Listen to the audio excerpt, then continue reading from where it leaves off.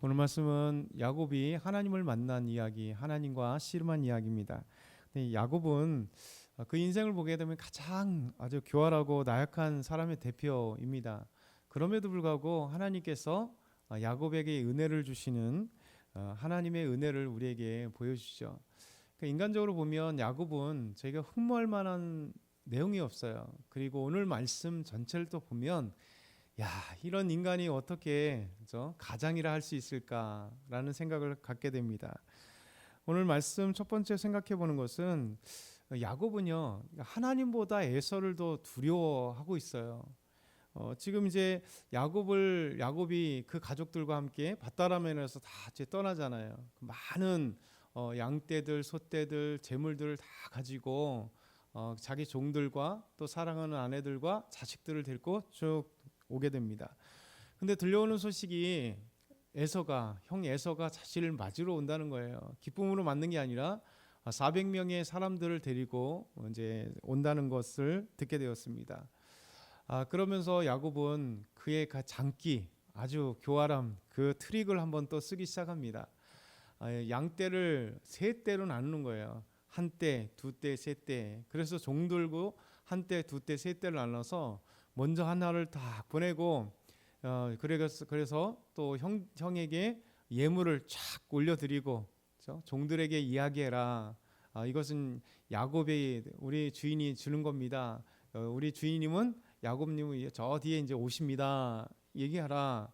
그리고 두 떼, 세 떼를 이렇게 나눴다는 것이죠. 참 얼마나 그 비겁하고 좀 교활한지 모르겠습니다.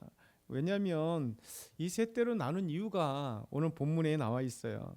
우리 19절에서 20절 한번 같이 읽겠습니다. 같이 시작.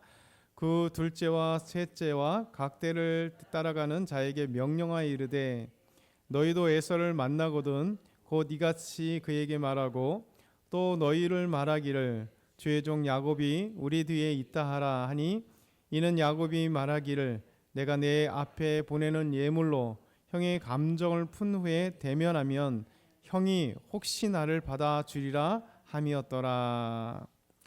사실 어떻게 보면 지혜로운 거죠. 인간적으로 생각한다면 지혜로운 거예요. 왜냐하면 자기를 죽이려고 했던 형에게 예물도 보내고 야곱이 한 얘기처럼 형에게 사람이 이제 뭔가를 받으면 기분 좋아하잖아요. 그렇죠? 그러니까 엄청난 예물을 받으면 어쨌든 간에 악감정을 가지고 와서 이제 에서가 이제 야곱을 죽이려 해도 그럼 엄청난 예물이 그것도 한 때가 오고 두 때가 오고 세 때가 오면 에서는 아마 즐거움 속에 그렇게 마음이 풀 수 있을 거다. 야곱이 생각한 것처럼 그렇게 할 수 있을 겁니다. 근데 이제 문제는 이게 일반적인 것이죠. 일반적인 것은 사람의 마음을 풀기 위해서 뇌물이 필요하고 사람의 마음을 풀기 위해서 어떤 기술 이런 아주 고도의 이런 지혜가 필요할 수 있습니다.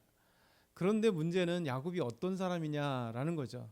지금 야곱이 어떻게 밧다람에서 출발해서 자기 고향으로 가느냐 이게 중요한 거예요.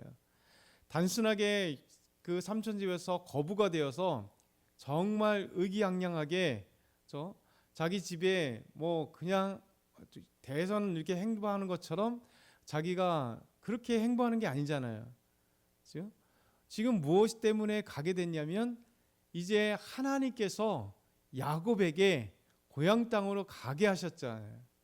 그리고 저걸 라반에게 또 했을 때 하나님이 라반에게 선악간에 어떤 말도 하지 말라고 꿈에서 보이셨고 또 다시 야곱에게도 하나님께서 또 말씀하셨고 떠나가기 전에 말씀하셨고 출발해서 도망갈 때도 말씀하셨고 그리고 삼촌 따라오는 라반에게도 말씀하셨으면 그 정도 하나님을 만나고 하나님의 음성을 듣고 하나님이 말씀하시는 것 듣고 지금 고향 땅으로 가면 아마 저와 여러분은 어떻게 해야 되겠습니까? 형 에서가 오더라도 담대하게 가야 되잖아요. 형님, 하나님께서 저를 보내셨습니다. 우리 과거의 것은 잃어버리고 이제 제가 형님을 잘 모실 테니까 형님 화 푸시고 우리 하나님과 함께 아름답게 살아봅시다. 뭐 이렇게 하든지 그 얘기가 없더라도 담대하게 하나님이 말씀하신 바 보면 담대하게 하나님의 말씀을 따라 어찌됐든 하나님이 보내시고 함께 하시겠다 하면 여러분, 하나님이 막으시고 라반도 막으신 하나님께서 에서를 안 막겠습니까? 근데 야곱은 아주 이 나약한 자입니다. 교활한 자예요. 지혜를 엉뚱한 것에 쓰는 자라는 거예요. 저 에서를 오게 되면 저 그렇게 첫째, 둘째, 셋째 이 때도 한때 그냥 모내는 것도 아니고, 혹시 한때가 죽으면 저 두째째는 조금 화풀, 셋째째는 또 화풀, 이렇게 생각하고 보냈던 그것이죠. 저는 이제 이 말씀을 보면서 여러분도 동일하겠지만 그 다음이 더 이제 화가 나고 나쁜 얘기로 짜증이 나는 거죠.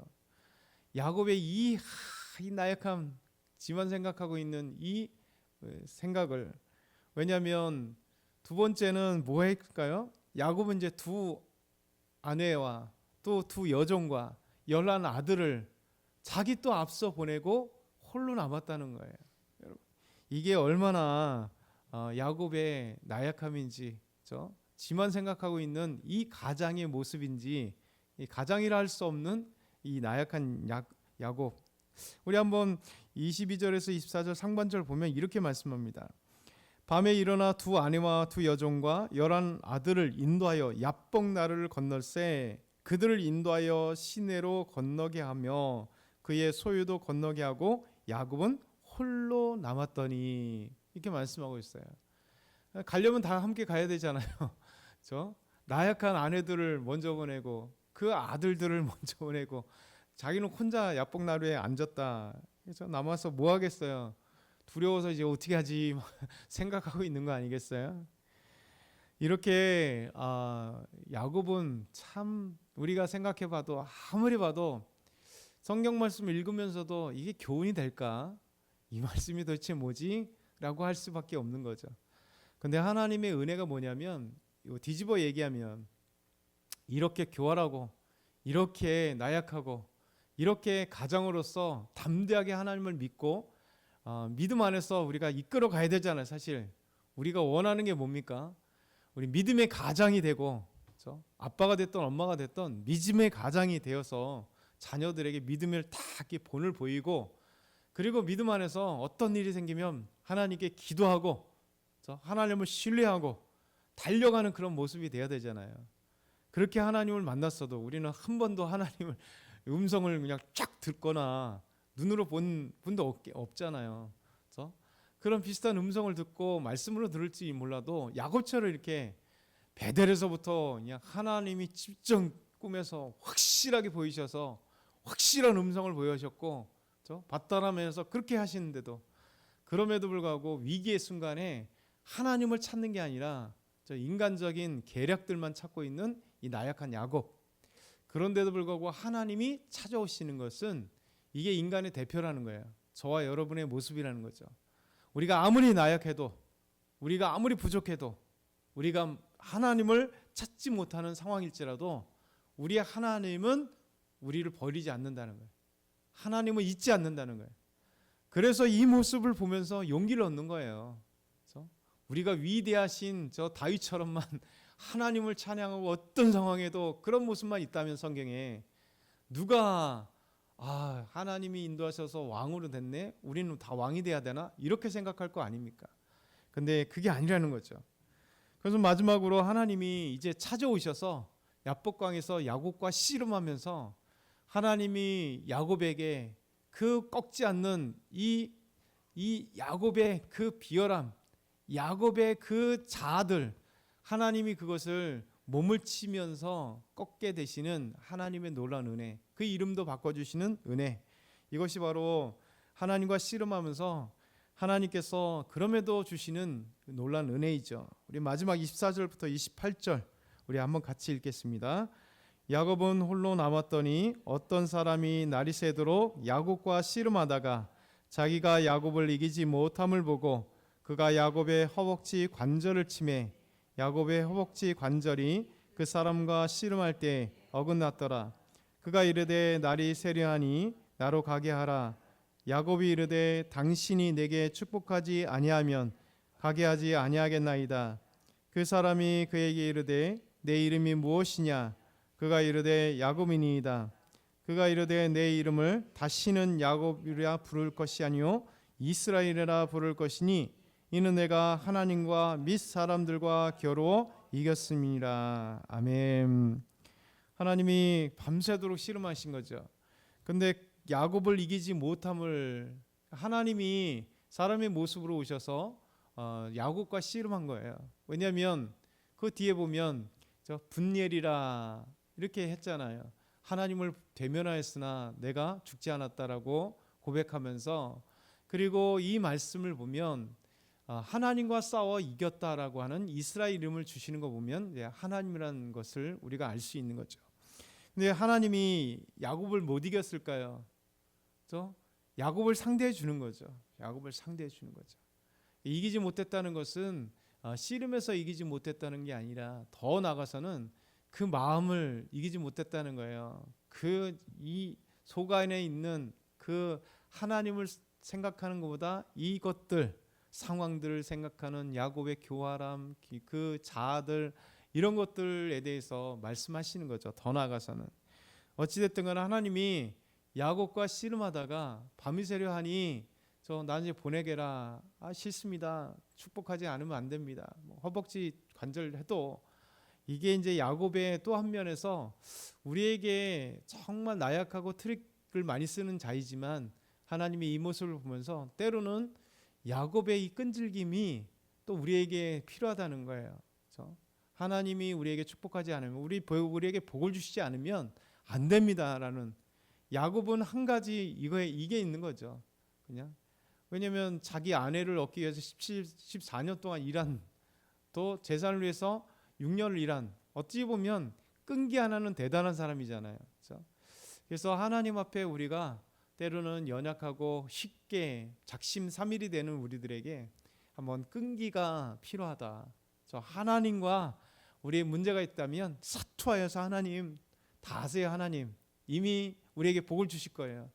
그럼에도 우리가 하나님이 요구하시는 게 하나님과 싸워서 이길 만큼, 우리가 때로는 어려운 문제가 있으면, 지금 야곱은 죽고 사는 문제잖아요. 그러면 하나님과 진짜 이렇게 하는 거죠. 그게 우리 하나님께서 우리에게 주시는 거죠. 그래서 나약한 야곱에게도 하나님이 그에게 이제 다시는 이 교활한 이름의 대표인 야곱, 그렇죠? 형보다 먼저 나오고 싸우다가 안 되니까 그냥 뒤꿈치라도 잡고 나온 그래서 야곱이라는 이름, 교활함의 대표. 근데 하나님은 이제 야곱이 아니라 하나님께서 은혜의 이름 이스라엘이라는 이름으로, 그래서 이스라엘의 그 후손이 이제 대표적으로 이스라엘 민족이 되잖아요. 민족의 이름이 되잖아요.